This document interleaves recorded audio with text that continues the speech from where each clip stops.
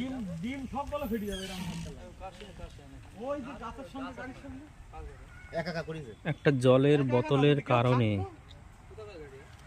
অ্যাক্সিডেন্টটা হয়ে গেল, শুধু একটা জলের বোতলের কারণে। জলের বোতলটা দেখুন, এই সেই জলের বোতল। এই জলের বোতলটা গাড়ির ব্রেকের কাছে গিয়ে এত বড় দুর্ঘটনা।